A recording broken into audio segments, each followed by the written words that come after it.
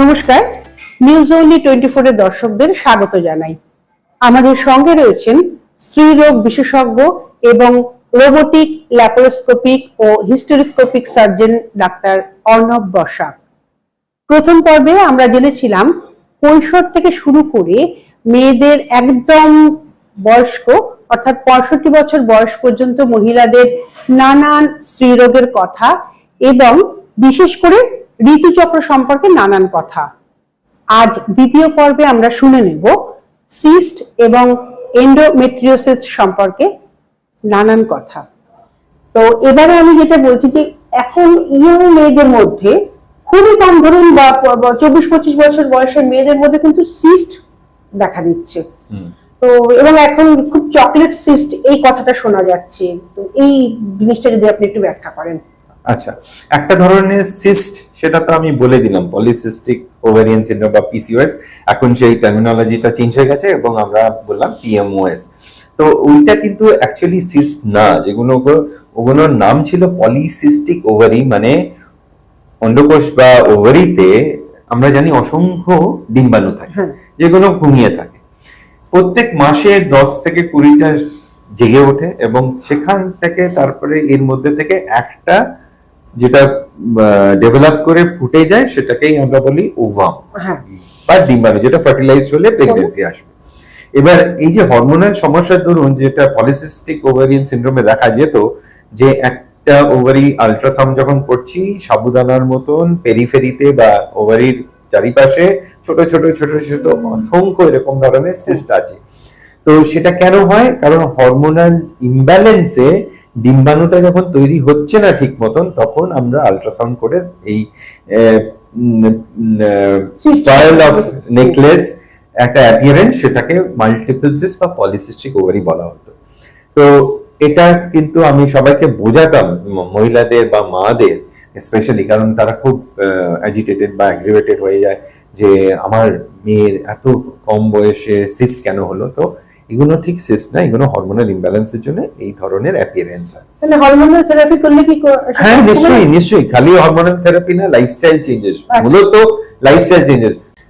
এগুলো যেহেতু lifestyle problem, তো লাইফস্টাইলটাকে চেঞ্জ করতে হবে। ঠিক সময় ঘুমানো, ঠিক সময় খাওয়া, একটু এক্সারসাইজ করা, এগুলো হচ্ছে মূলত লাইফস্টাইল মডিফিকেশনের মধ্যে পড়ে।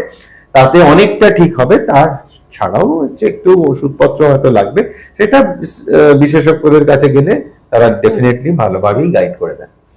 নেক্সট যেটা আপনি বললেন যে হ্যাঁ, সিস্টটা কিন্তু সমস্যার ব্যাপার, কারণ সব সিস্টই কিন্তু অ্যাবনর্মাল না। আমাদের ডাক্তারি ভাষায় কিছু কিছু ফিজিওলজিক্যাল সিস্ট বলা হয়, যেগুলো নর্মালি মেনস্ট্রুয়াল সাইকেলে, তো আমরা জানি যে একটা হরমোনাল সিকোয়েন্সে একটা সাইকেলের মতন হরমোন কোনো চেঞ্জেস আসে, পরিবর্তন আসে, সেগুলো নর্মাল চেঞ্জেস। বিভিন্ন টাইম ফ্রেমে, এই মেনস্ট্রুয়েশন সাইকেলের ডিফারেন্ট টাইম ফ্রেমে ছোট ছোট সিস্ট আসতে পারে, যেগুলো 5 সেন্টিমিটারের নিচে, সেগুলোকে অনেক সময় আমরা বলি সিম্পল সিস্ট বা ফিজিওলজিক্যাল সিস্ট। এই ফিজিওলজিক্যাল সিস্ট অ্যাকচুয়ালি সেটা কিন্তু ভালোভাবে পরীক্ষা না করলে বোঝা যাবে না, কিন্তু এই সিম্পল সিস্ট গুলো, ফিজিওলজিক্যাল সিস্ট গুলো আপনা থেকেই চলে যেতে পারে। আচ্ছা, যেগুলো রয়ে গেল 3 মাসের পরেও যদি এগুলো রয়ে যায়, সিস্টগুলো যদি খুব কমপ্লিকেটেড মনে হয় আল্ট্রাসাউন্ড বা এমআরআই করে, বা এরকম কিছু তথ্য আমরা পারি ব্লাড থেকে পাই, যেগুলোকে বলে টিউমার মার্কার, যেগুলো হাই থাকে, তাহলে কিন্তু এগুলো প্রবলেমেটিক সিস্ট বা এগুলো হয়তো ক্যান্সার দিকে যেতে পারে বা অলরেডি ক্যান্সারাস হয়ে গেছে, এই ধরনের সিস্ট হতে পারে। কিন্তু কি করে বুঝবো যে ধরুন আমি তো ভেতরে তো দেখতে পাচ্ছি না, কি করে বুঝবো যে আমার সিস্ট হচ্ছে? মানে কিছু লক্ষণ তো নিশ্চয় দেখা যায়। আচ্ছা, একটা হচ্ছে যে যদি রিপ্রোডাক্টিভ এজ গ্রুপে, ধরুন এই বললাম লেট অ্যাডোলেসেন্ট, 18-20 বছর থেকে শুরু করে 40-45 পর্যন্ত যদি একটা ধরনের সিস্ট হয়, যেটাকে বলে চকলেট সিস্ট। তো আপনি সেটাই জিজ্ঞেস করছিলেন যে চকলেট সিস্ট কি করে বুঝবো। চকলেট সিস্ট হওয়ার জন্য কিছু সিমটমস থাকে, যেগুলো আমরা অনেক সময় ইগনোর করে থাকি। যে মহিলার এতদিন ঠিকঠাক পিরিয়ডস হতো, পিরিয়ডসের সময় অল্প স্বল্প ব্যথা হতো, কিন্তু হঠাৎ দেখা গেল পিরিয়ডের প্যাটার্নটা চেঞ্জ করে সে হেভি ফ্লো হতে শুরু করেছে বা খুব অল্প ফ্লো হচ্ছে, তার সঙ্গে ফ্লো এর সঙ্গে অনেক ক্লটস বের হচ্ছে এবং ব্যথা, যেটা প্রাইমারি সিমটমস। এবং সেই ব্যথাটা কি করে অ্যাবনর্মাল বুঝবো? কারণ নর্মালি মেনস্ট্রুয়েশনের সঙ্গে একটা মাইল্ড পেন হতেই পারে, অনেকেরই থাকে। কিন্তু যে ব্যথার জন্যে সেই মেয়ে বা মহিলা তাকে অ্যাবসেন্ট হতে হচ্ছে স্কুল কলেজ থেকে বা কাজে যেতে পারছে না, এত সিভিয়ার ব্যথা বা প্যাটার্ন অফ ব্যথা চেঞ্জ করে গেছে, একটা নির্দিষ্ট জায়গায় প্রত্যেক মাসে পিরিয়ডের সময় ব্যথা হয়, সেটা ছড়িয়ে যায় পায়ের দিকে এবং ক্রমশই সেটা বাড়তির দিকে মানে বাড়ছে, এরকম যদি সিমটমস থাকে তাহলে আমরা বলবো যে এগুলো হচ্ছে সেকেন্ডারি ডিসমেনোরিয়া। এবার আমাদেরকে খুঁজে বার করতে হবে তার কারণটা কি। One of the most important বা প্রধান কারণ হতে পারে এন্ডোমেট্রিওসিস বা জরায়ু টিউমার বা অ্যাডেনোমাস, জরায়ুটা ফুলে গেছে, বাল্কি ইউট্রাস, এগুলোর জন্যও কিন্তু পেইন হতে পারে বা মেনস্ট্রুয়েশন। আরেকটা খুব আমরা কমন দেখি সেটা হচ্ছে পিআইডি, পেলভিক ইনফ্ল্যামেটরি ডিজিজ, তার জন্যও কিন্তু এই ধরনের সমস্যা হতে পারে। তখন কি মানসিক কিছু চেঞ্জেস হয়, মানে ইরিটেশন, মানে খিটখিটে মেজাজ, এই ধরনের কিছু কি হতে পারে? নিশ্চয়ই, পেইন তো একটা ট্রিগার, সুতরাং শরীরে যদি সবসময় একটা ব্যথা থাকে তাহলে সেই মেন্টাল ওয়েলবিংটা তো আসতে পারে না, সুতরাং হ্যাঁ এটার সঙ্গে ওটাও জড়িত থাকতে পারে, নিশ্চয়ই থাকতে পারে। তো এটার মানে সমাধান কি, মানে অপারেশনই করতে হবে না ওষুধ দিয়েও এটা কমানো যেতে পারে? এবার আপনি যদি আমাকে জিজ্ঞেস করেন এন্ডোমেট্রিওসিস ইটসেলফ একটা বিশাল বড় একটা টপিক আমাদের গাইনোকোলজিস্টে। হ্যাঁ, তো আরেকদিন হয়তো এন্ডোমেট্রিওসিস সম্বন্ধে আমরা খালি এন্ডোমেট্রিওসিস সম্বন্ধে ডিসকাস করবো। তাই এখানে আমি জাস্ট বলতে চাই যে এন্ডোমেট্রিওসিস কিন্তু বিভিন্ন ভাবে এক্সপ্রেস করতে পারে। কারো ওভারিতে সিস্ট, সেটাও এন্ডোমেট্রিওসিস হতে পারে, সিস্ট ছাড়াও এন্ডোমেট্রিওসিস হতে পারে। আমরা এখন বলি ডিপলি ইনফিল্ট্রেটিং ডিজিজ বা নোডিউলার লিশনস কোনো থাকে, সেগুলো এন্ডোমেট্রিওসিস, যার খালি সিমটমস হচ্ছে হয়তো ব্যথা বা ব্যথা নেই, হঠাৎ আমরা পরীক্ষা করতে গিয়ে ইনসিডেন্টালি মনে হলো যে এটা নডিউল আছে এবং সেটা ফার্দার টেস্টিং এ ধরা পড়লো যে ওর তো এন্ডোমেট্রিওসিস আছে। আর আরেকটা ক্ষেত্রে দেখা যায় রিপ্রোডাক্টিভ এজ গ্রুপে যে দীর্ঘদিন ট্রাই করছে, প্রেগন্যান্সি আসছে না, ইনফার্টিলিটির এখন প্রধান কারণ হচ্ছে এন্ডোমেট্রিওসিস। এবার এন্ডোমেট্রিওসিস বিভিন্ন টাইম ফ্রেমে বিভিন্ন সিমটমসে প্রেজেন্ট করলে বিভিন্ন রকম ট্রিটমেন্ট। যাদের প্রেগন্যান্সি নেওয়ার এখনই ইচ্ছা নেই বা তাদের দরকার নেই, তাদের কিন্তু মূলত প্রাইমারিলি ফার্স্ট লাইন ট্রিটমেন্ট হচ্ছে ওষুধ দিয়ে ট্রিট করা হয়।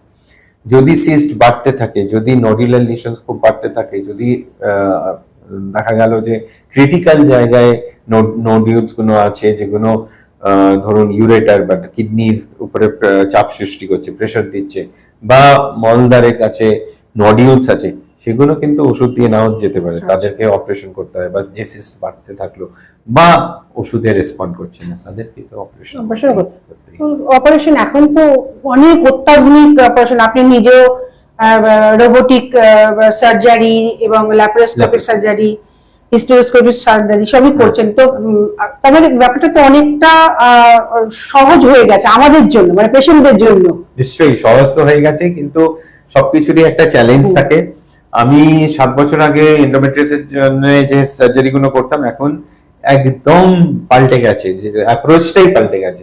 সুতরাং এখন এন্ডোমেট্রিওসিস যদি ধরেন, এন্ডোমেট্রিওসিসে যদি সার্জারি করতে, ফার্স্ট অফ অল যেখানে সেখানে সার্জারি করানো উচিত না, কারণ যারা এই এন্ডোমেট্রিওসিস স্পেশালিস্ট এখন একটা ব্রিড অফ সার্জনস এসে গেছে যে যারা জানে। কারণ এন্ডোমেট্রিওসিস রোগটা কেন এত ভয়ঙ্কর রোগ, যে সবাই বলে ক্যান্সার হচ্ছে মারাত্মক।